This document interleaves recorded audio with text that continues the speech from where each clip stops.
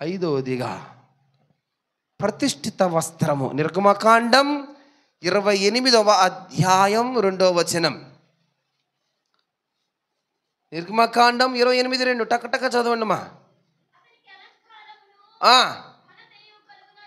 అతనికి అలంకారము ఘనతయు కలుగునట్లు నీ సహోదరుడైన అహరోనుకు ప్రతిష్ఠిత వస్త్రములను. ఏ వస్త్రములంట? ప్రతిష్ఠిత వస్త్రములను. దేనికంటమ్మా ఈ వస్త్రాలా? అలంకారము ఘనతయు కలుగునట్లు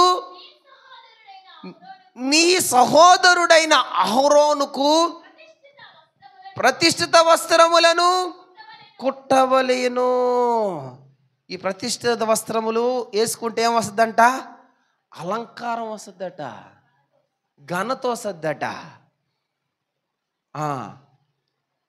చూడండి, నిర్గమకాండం 29వ అధ్యాయం 29 నుంచి 30 వరకు చదవండి. నిర్గమకాండం. అహరోను ప్రతిష్ఠిత వస్త్రములను అతని తర్వాత అతని కుమారుల వగును అభిషేకము పొందుటకు ప్రతిష్ఠింపబడుటకును వానిని ధరించుకొనవలెను. చాలు. దేవుని మందిరమునకు యాజకత్వము కోసం ధరించుకోవాల్సిన వస్త్రం ఇదిగో ఈ ప్రతిష్ఠిత వస్త్రం. అభిషేకం పొందుకొనుటకు ఇదిగో పొందుకోవాల్సిన వస్త్రం ఏదైనా ఉందంటే ప్రతిష్ఠితమైన వస్త్రం. పరిశుద్ధ స్థలములో సేవ చేయడానికి ఇదిగో ప్రత్యక్ష గుడారము లోపలికి వెళ్ళడానికి. అమ్మా ఆ కింద చదువు నాయన, ఇంకా 30 దాకా చదువు. 29 నుంచి 30 దాకా 29వ అధ్యాయం. ప్రతిష్ఠిత వస్త్రములను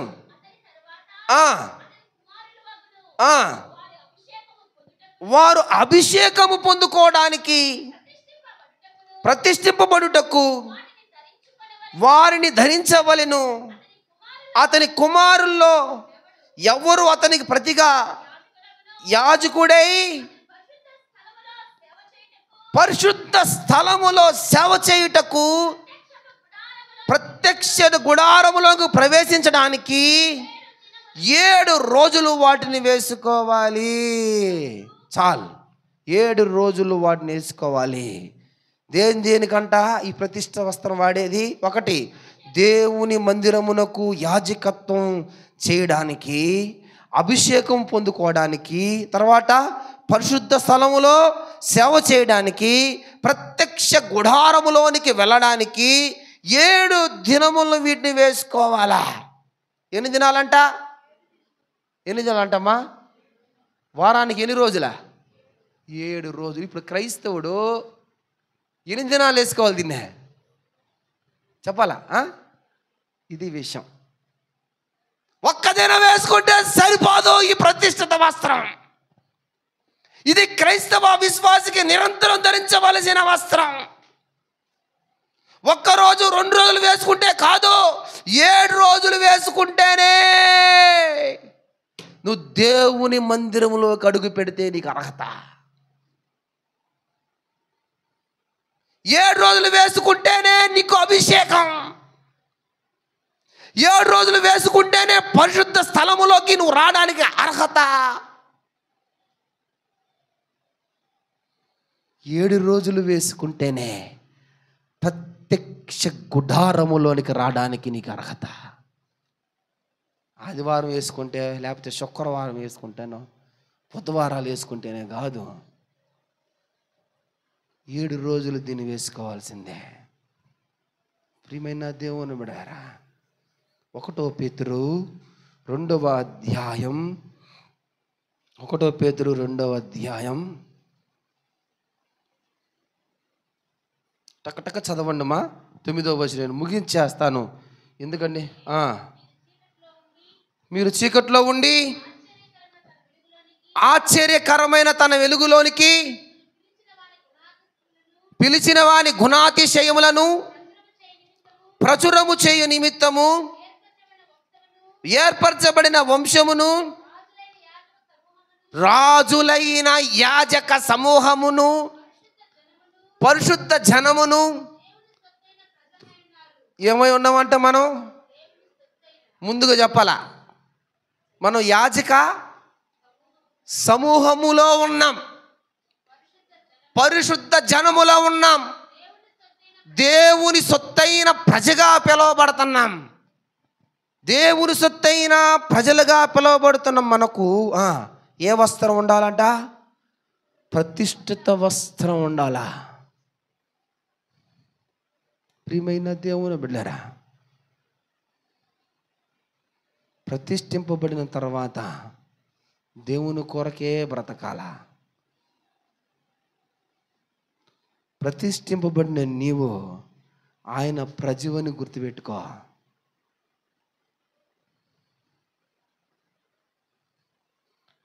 you are the one choose by God.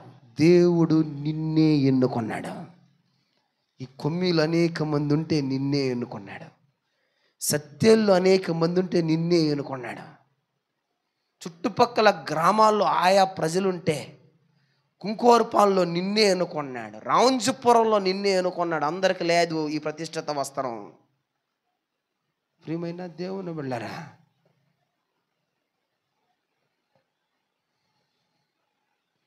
దేవునికి నువ్వు ఏ మాట అయితే ఇస్తావో ఆ మాట మీద నిలబడాల్సిందే. ఆ మాట మీద నిలబడాల్సిందే. ఒక ఆమె తన కుమారుడిని దేవునికి ఏం చేసింది? ప్రతిష్ఠిత చేసింది కదా. చేసింది. ఎప్పుడు ఇస్తానండి ప్రతిష్ఠ చేసింది? చదువుతారన్నమాట. 1 సమూయేలు 1వ అధ్యాయం 21 నుంచి 25 వరకు చదవండి.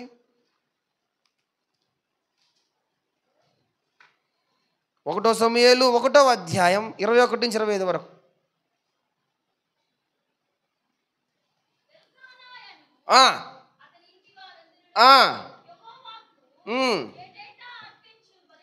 అమ్మా 26 నుంచి చదువు. అమ్మా 6 నుంచి చదువు. 1వ అధ్యాయమే. నా ఏలినవాడా,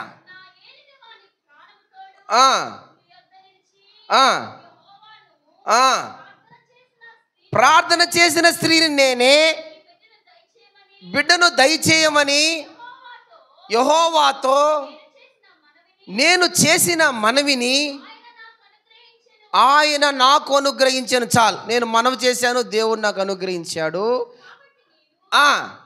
ఆ బిడ్డను యెహోవాకు నేను ఆ బిడ్డను ప్రతిష్ఠిస్తున్నాను.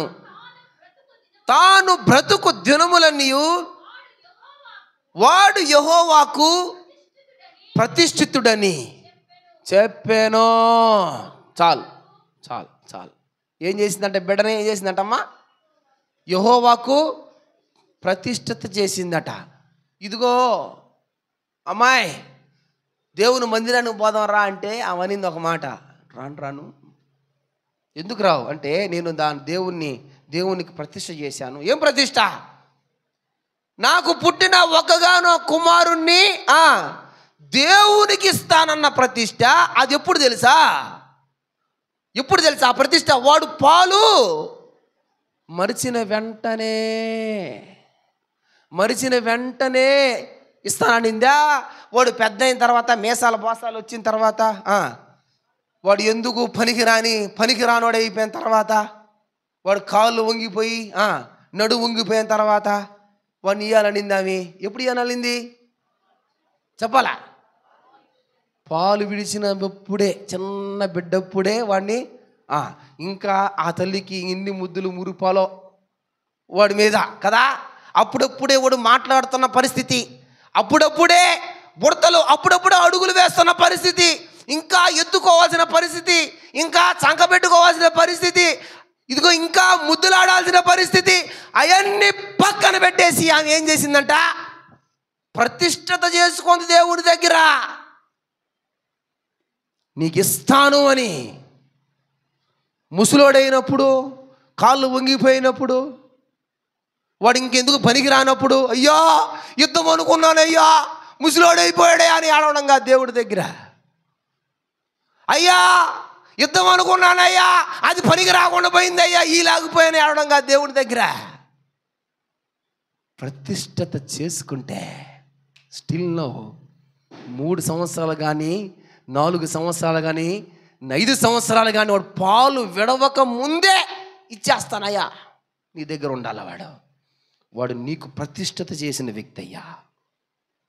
చాలామంది దేవునికి అది ఇవ్వాలా, ఇది ఇవ్వాలా, అది చెయ్యాలా, ఇది చెయ్యాలా అని ఒప్పుకుంటారు, కానీ సకాలంలో దేవుని దగ్గరికి ఇచ్చే భాగ్యాన్ని కోల్పోతున్నారు.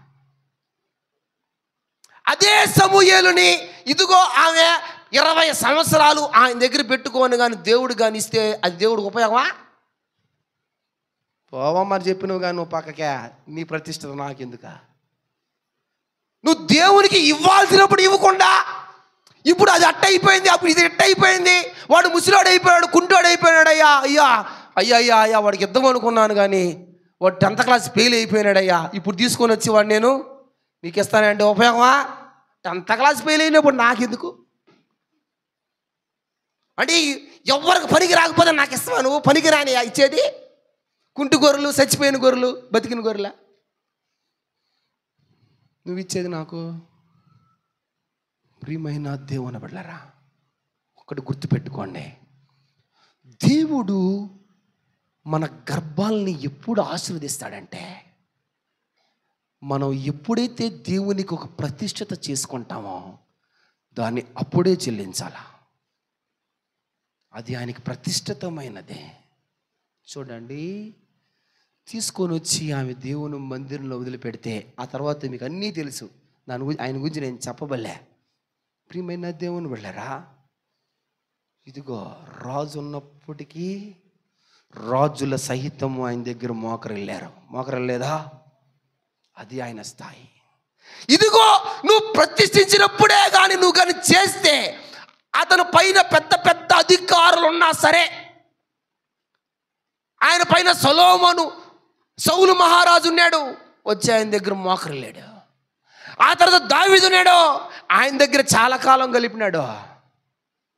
రాజుల సహితం ఆయన దగ్గరికి సాష్టాంగపడినారు. అట్టుండాలా నువ్వు ప్రతిష్ఠించేది, గుర్తుపెట్టుకో దేవునికి. లేకపోతే నువ్వు అనుకూలమైన సమయంలో ఇవ్వక ఆ సమయం దాటిపోయిన తర్వాత నువ్వు ఇస్తానన్నా కూడా ఆయన తీసుకోడు, పక్కన పెట్టేస్తాడు నీ బలిని. నా బిడ్డకి నేను ఒకటే మాట చెప్తా, అమ్మా నువ్వు 1st క్లాస్లో పాస్ అవ్వబలే, చిన్న వయసులో దేవునితో నడువు చాలు. నువ్వు ప్రవక్తిగా మారు, నువ్వు ప్రవచించే బిడ్డగా ఉండు. ఫిలిప్పుకి 4 కుమార్తెలు అయితే 4 ప్రవచించారట. నువ్వు ఒక్క కుమార్తె అమ్మా, నువ్వు దేవునితో గడుపమ్మా, దేవునితో జీవించు చాలు. ప్రియమైన దేవుని బిడ్డలారా, పెద్ద పెద్దలతోనే దేవుడు మాట్లాడడం ఆగిపోయింది, ప్రవేశించాడో లేదో. ప్రియమైన దేవుని బిడ్డలారా, ఇంత అభిషేకం సమూయేలు మీద ఎక్కడది? వాళ్ళమ్మ తీసుకున్న ప్రతిష్ట, వాళ్ళమ్మ ధరించిన ప్రతిష్ఠిత వస్త్రాలు, దేవుని దగ్గర చెల్లించుకోవాల్సిన మొక్కుబడి ఆయన మీద అభిషేకంగా కురిసిందంటే బ్రతికిన నాళ్ళు ఆయనకి ఎదురులేదు. చచ్చిపోయిన తర్వాత కూడా ఆయన పిలిపించుకోలేదా? సౌలు వెళ్ళి చిల్లంగి ఆమె దగ్గరికి పోయి, అయ్యమ్మా ఒక్కసారి సమూయేలుని పిలువమ్మా, నాతో దేవుడు మాట్లాడలేదమ్మా. ఒక్కసారి బ్రతికి చనిపోయినా కూడా ఆయన కోసం పోయినాడు పరిగెత్తుకుంటా. అది దేవునికి ప్రతిష్ఠించబడ్డం అంటే. ప్రియమైన దేవుని బిడ్డలారా, దేవునికి నీ ప్రతిష్ఠిత వస్త్రాలు ఏ విధంగా ఉన్నాయో నాకు తెలియదు.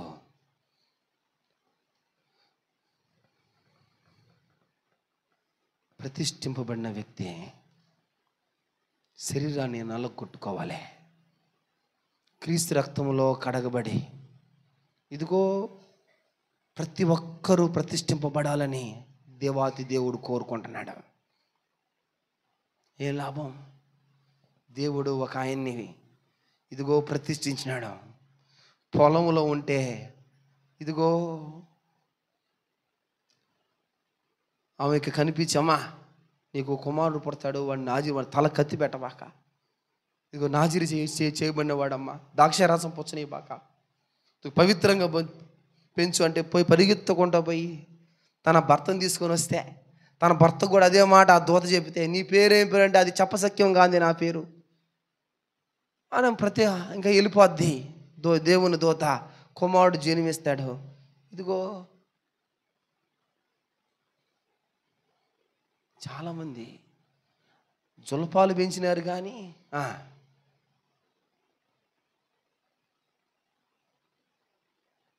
ఆయన ఆమె ప్రతిష్ఠించాను అనుకుందేమో, కానీ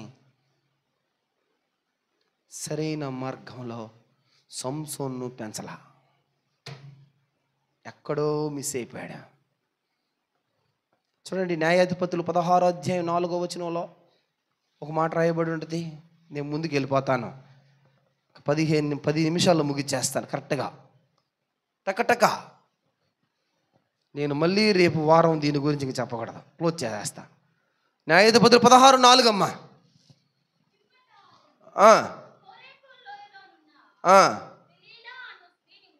దెలీలాను స్త్రీని ఏం చేశాడంటేనా, మొన్న ఎవరో ఒక పాస్టర్ చెప్తా ఉన్నాడు, మన ప్రేమయ్య కూడా గండిస్తూ ఉన్నాడు అన్ని. ఏం చెప్పాడు ఆయన పాపమే చేయలేదంట, ఆయన పరిశుద్ధంగా ఢిల్లీలో దగ్గర ఉన్నాడంట. ఏం చేశాడంట ఆయన ఆమెని ఆమె దగ్గరికి పోయినాడా, లేకపోతే ఆమెను మోహించినాడా? మోహించాడు. ఆయన తప్పు చేశాడు, పడిపోయాడు. పడిపోయినోడికి ఏముండవు, ఇక ప్రతిష్ఠిత వస్త్రం ఉంటుందా? పడిపోయినోడికి ప్రతిష్ఠిత వస్త్రం ఏందమ్మా? అభిషేకం పోయింది, దేవుని యొక్క ప్రత్యక్షత పోయింది, బలము పోయింది, బలము తరిగిపోయింది, కండలు కరిగిపోయినాయి. ఇదిగో ప్రతిష్ఠిత వస్త్రము నీ దగ్గర ఉంటేనే,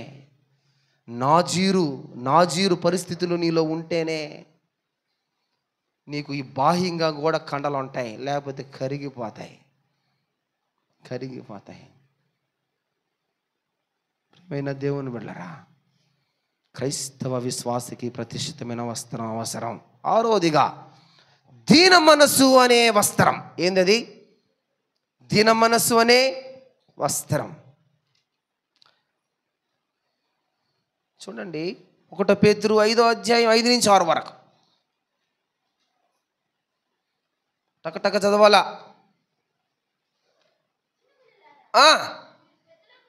పెద్దలకు లోబడి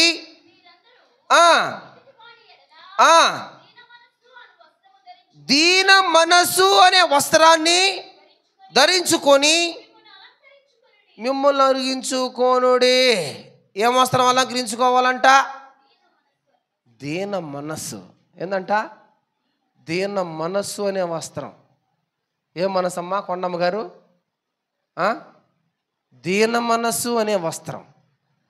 దీన మనస్సు అనే వస్త్రం అలంకరించుకోవాలంట. అందుకనే ఒక పాట ఉంది, ఆంధ్రకేశ పుస్తకంలో పాట. ఏం పాట అది? దీనులకు డాయనే భక్తిహీనుల గూల్చును, సితారాతో దేవుని స్తుతులతో కీర్తించుడి. దేవునికి పాట, అందరా పాట. దేవునికి స్తోత్రము గానము చేయుటయే మంచిది, మనమందరము స్తుతి గానము చేయుటయే మంచిది. ఏముండాలంట? దీన మనస్సు అంటే నేను ఇలా అనుకుంటా, ఓర్పు. ఏంది? ఓర్పు ఉండడం మహా కష్టం కదా. ఓర్పు మనిషికి రాదు. అయ్యా నా బిడ్డను బ్రతికించయ్యా, నా బిడ్డకు బాగలేదయ్యా, నా బిడ్డను స్వస్థపరిచయ్యా అంటే దేవుడు ఇట్లా అన్నాడు. పిల్లలకి వేసేది కుక్క పిల్లలకి ఏయుట తాగదు, పిల్లలకి వేసేది కుక్క పిల్లలకి ఎట్టేస్తావమ్మా అన్నాడు. ఆమె ఏమని తెలుసా? చూడండి, కుక్క పిల్లలు కూడా యజమాని దగ్గర కింద పడేది అంటాయి కదయ్యా. అది ఎంత గొప్ప మాట ఈ మాట. కుక్క పిల్లలు కూడా యజమాని దగ్గర ఉంటాయి కదయ్యా. కుక్కరే అనుకో, నన్ను మనిషిగా నువ్వు గుర్తించబడలే. ఏమనుకో? కుక్కను అనుకో అయ్యా. నన్ను కుక్క అనుకోవాలా? ఇదేంది కోపట్లేదేమి? కుక్కనే అనుకో అయ్యా, నేను కుక్కనేనయ్యా. చదువుదాం ఆ మాట ఒకసారి చూడండి. మత్తయి సువార్త 15వ అధ్యాయం, మత్తయి సువార్త 15వ అధ్యాయం 22 నుంచి చదువు.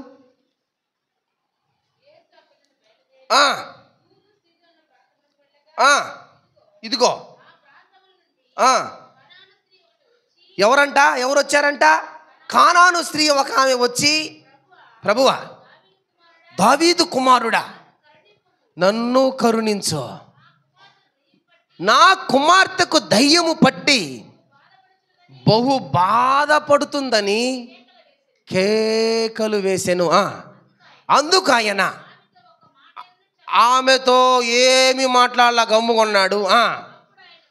అప్పుడు ఆయన శిష్యుడు వచ్చి, ఈమె మన వెంబడి వచ్చి కేకలు వేయుచున్నది కనుక ఈమెను పంపివేయమని ఆయన వేడుకొనగా, ఆయన ఇశ్రాయేలు ఇంటి వారై నశించిన గొర్రెల యొద్దకే గాని ఎవరి యొద్దకు నేను పంపబడలేదు. ఆయనను ఆమె వచ్చి ఆయనకు మ్రొక్కి, ప్రభువా, నాకు సహాయము చేయమని అడిగాను. అందుకు ఆయన ఏమన్నాడు? పిల్లల రొట్టెలు తీసుకొని కుక్క పిల్లలకి వేయకూడదమ్మా అంటే ఆమె ఏమని అర్థం చెప్పాలా? ఇప్పుడు కుక్క, నేను కుక్క అని అంటే ఆమె ఏమేమి పోవాలా? కోప్పడాలా? ఈ మధ్య జనాలకి చిన్న చిన్న మాటలు అంటేనే రోషాలు, కోపాలు, అలుగుళ్ళు, భయంకరమైన పరిస్థితులు కదా. ఆమె దేవుడేమన్నాడు? నువ్వు కుక్కవమ్మా, నేను ఎయ్యనమ్మా అన్నాడు.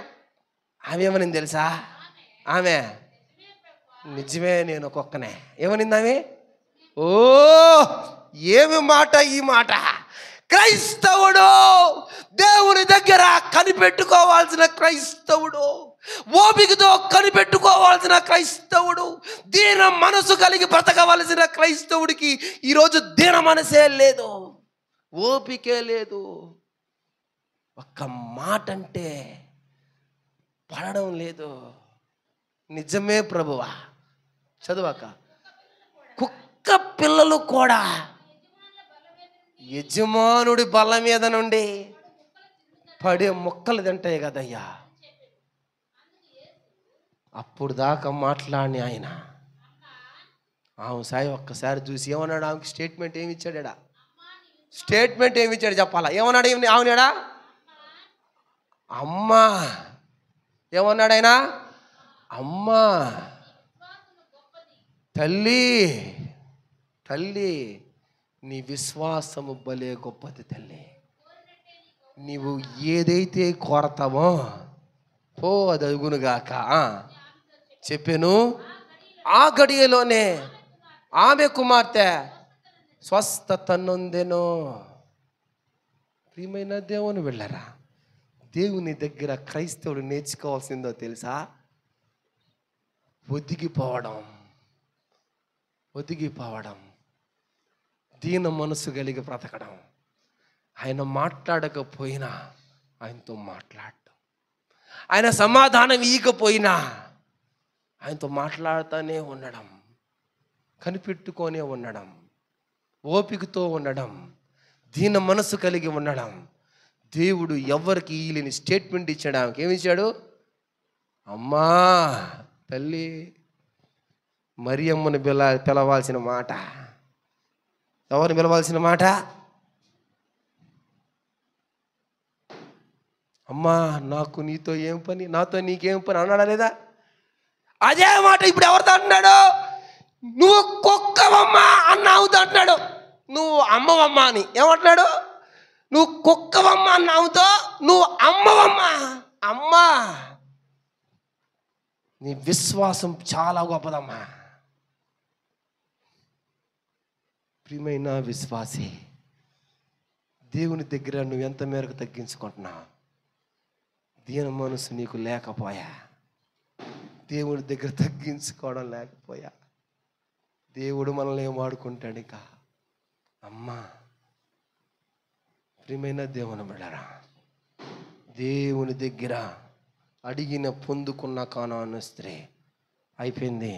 ఏమనుకోకపోతే ఆఖరిగా ఒక మాట చెప్పి ముగిస్తాను. 7వ వస్త్రం, ప్రసంగి గ్రంథం 9వ అధ్యాయం 8వ వచనం చదవండి. ప్రసంగి గ్రంథం 9:8 టకటక. ఎల్లప్పుడూ తెల్లని వస్త్రములను ధరించుకొనుము, నీ తలకు నూనె తక్కువ చేయకుము. చాలు. ఎల్లప్పుడు ఏం వస్త్రాలు ధరించుకోవాలంట? ఏం తెల్లని వస్త్రాలంటే అయ్యా తర్వాత బాగా చెప్పినారు. తైలం అంటే తలంతా నూనె పూసుకొని మొహం జిడ్డు జిడ్డుగా, తలంతా నవరత్న తైలం పెట్టుకొని మొహం అంతా జిడ్డు జిడ్డుగా కారణం ఇదా? అభిషేకింపబడ్డం. హల్లెలూయా, హల్లెలూయా. క్రైస్తవుడు పరిశుద్ధంగా జీవించవలసిందే, పరిశుద్ధంగా ఉండవలసిందే. తలపై అభిషేకము తగ్గకూడదు. ఏం తగ్గకూడదు? అభిషేకము తగ్గకూడదు. అభిషేకము తగ్గిందా పరిశుద్ధత ఉండదు. అభిషేకము తగ్గితే ఏముండదు? పరిశుద్ధత ఉండదు, పరిశుద్ధత ఉండదు. ప్రియమైన దేవుని బిడ్డలారా, అందుకనే దావీదు అంటున్నాడు, ఏమంటున్నాడు? నా గిండె ఇందిపూర్లు చున్నది, నా తలపైన నూనెతో నా తలను నువ్వు అంటి ఉన్నావు. అంటి ఏమైపోయిందంటే అది గిన్నె నిండి పొర్లిపోతా ఉందయ్యా. అభిషేకం క్రైస్తవుడికి కావాల్సింది, అభిషేకం. గుర్తుపెట్టుకోవాలా ప్రియమైన విశ్వాసి, ప్రియమైన విశ్వాసి. ఆయన అంటాడు ఒక మాట, నేను పరిశుద్ధుని గనుక మీరు కూడా పరిశుద్ధులై ఉండవలేను. అంతే, తిరిగేలే దానికి. ఇంకా నూనెతో ఉన్న తలంటి ఉన్నావయ్యా. అభిషేకం క్రైస్తవుడికి కావాలా? ఇదిగో ఇది ఎట్లా పొందుకుంటావు తెలుసా? నువ్వు అధికమైనగా ప్రార్థనలో ఉంటే, నువ్వు పరిశుద్ధంగా జీవిస్తూ ఉంటే, ఇదిగో ఆయన నీ దగ్గరికి రాకుండా ఉండలేడు. ఉండగలడా? నిన్ను తాకకుండా ఉండగలడా? నీ పైన అభిషేకము కురిపించకుండా ఉండగలడా? నీ పరిశుద్ధతను బట్టి కదా. క్రైస్తవుడికి పరిశుద్ధతమైన వస్త్రాలు అవసరం. అందుకనే దేవుడు అంటున్నాడు, ఏమంటున్నాడు? మీ బట్టలను బాగా ఉతుక్కో.